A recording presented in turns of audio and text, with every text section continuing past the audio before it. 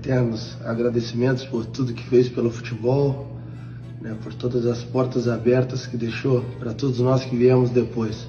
Vida longa ao rei. Parabéns. There is no argument. Pele is football's number one, the king. That might sound strange to you, but with each minute of this video, it will become clearer. The embodiment of being number one. We can all agree Pele was first. He was the first footballer to marvel the world in unison. In a time where there was no internet, no YouTube, no satellite TV, Pele was the face splashed on the front cover of newspapers. He acted in movies and even turned up in Hollywood. Heck, Pele could even sing.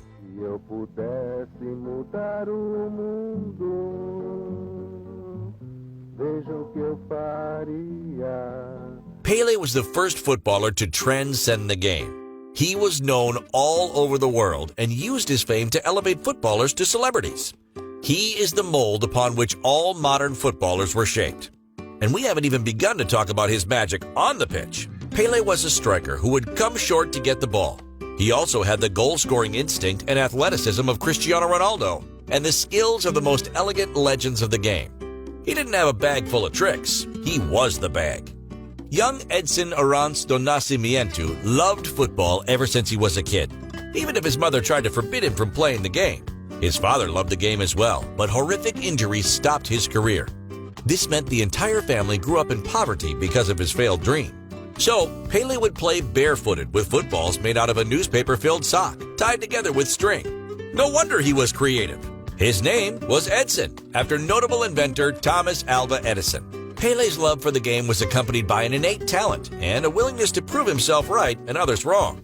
By the age of 15, he was already playing for Santos, and he was even playing for the Brazilian national team, all before turning 17. That international debut against Argentina, in which he also scored his first goal, was the first step in Pele's revenge. You see, in 1950, when Pele was just 10 years old, he saw his father crying inconsolably as Brazil lost the World Cup final on home soil to Uruguay. I saw my father cry. I say, why you cry?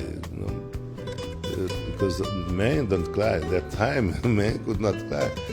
My father said, oh, Brazil lost the World Cup. He made a promise to his devastated father right there. I remember jokingly saying to him, "Don't cry, Dad. I'll win the World Cup for you." 14 years later, in Sweden, he became the youngest footballer to feature in a World Cup. He then became the youngest to assist, the youngest to score, the youngest to claim a hat trick, and the youngest to score twice in the final. Can you believe it? Pele wasn't even 18 years old and had already won the World Cup, scoring 6 goals in 4 games. When the final whistle blew, he collapsed on the pitch. He had already kept his promise to his dad, and he still had a whole career ahead of him. On the subject of his career, there's something you need to understand. Yes, Pele played most of his career for Brazilian side Santos, never making the move to Europe. It's not like the European giants didn't want to bring in Pele.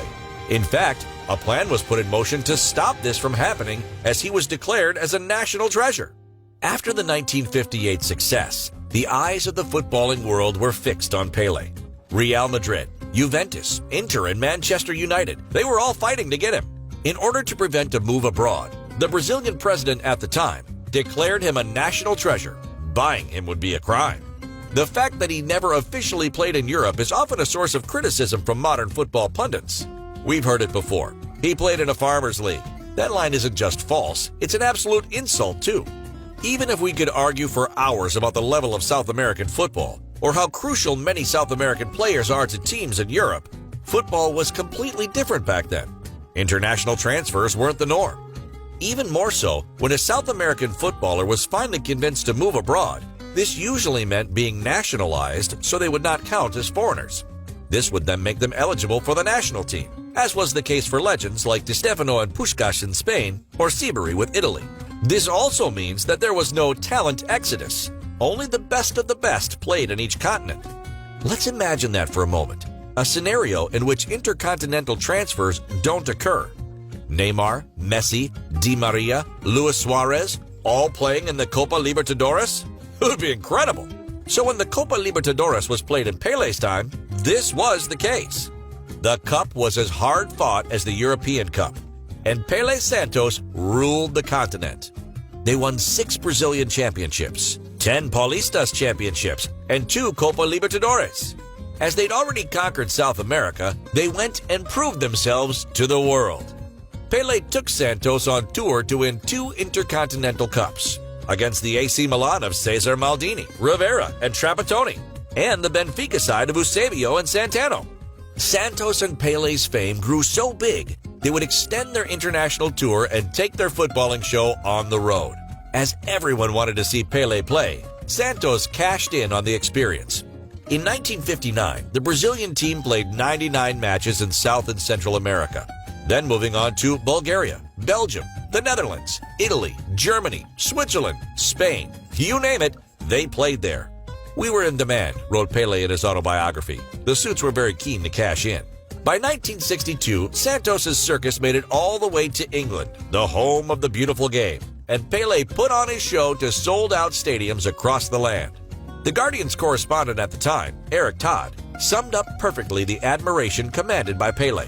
When one considers the number of superlatives that are squandered on some inside forwards in this country, the futility of trying to find new ones to describe Pele becomes all the more obvious. Once, when playing against Sheffield Wednesday, rival midfielder Tommy Craig spent the final 10 minutes chasing Pele up and down the field. He wasn't trying to get the ball from him, he was trying to get his shirt. "I told the referee to give me a signal when he was about to blow for time, so I could stand beside the great man," Craig told the Daily Record. "When the final whistle came, I grabbed Pele around the waist until he had parted with the jersey." Other footballers were desperate to get a souvenir from him at a time when swapping shirts wasn't a thing. Pele established himself as an international star, a sporting hero that transcended the sport, a man people would pay to see. Pele and Santos' world tour includes a story like no other: the day they stopped a war. Nigeria was in the middle of a violent civil war when Pele landed there to play a friendly against the national team. Both factions agreed to a ceasefire so the match could take place and Nigerians could celebrate in awe of the king of football. His Highness received his title by conquering the world with Brazil, not once or twice, but 3 times. He won the World Cup in 1958 as a teenager and was part of the squad in 1962, though he was injured for most of the tournament. Mexico 1970 would be his last dance, and it would be a fitting farewell for Pele as the Brazilian team would play some of the most wonderful football ever seen. It would also prove to be a seminal moment in football history, as Mexico 1970 was the first World Cup to be broadcasted internationally and in color. Finally, the entire world could see Pele in action.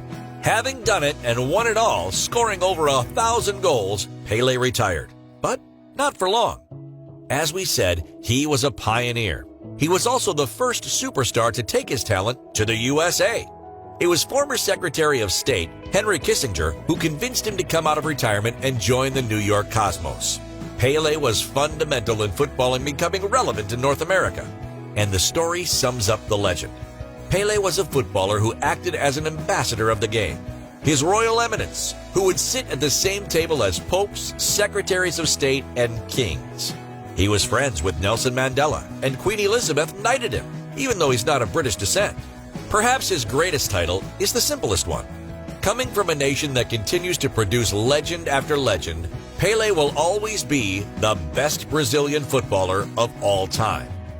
And whenever you see a record broken by Cristiano Ronaldo and Messi, or in the future by Haaland and Mbappe, it's Pele's initial record they are breaking. We'll finish on some words by the king himself. Like Cristiano Ronaldo said, "When Pele talks, the world listens." I tease the players now.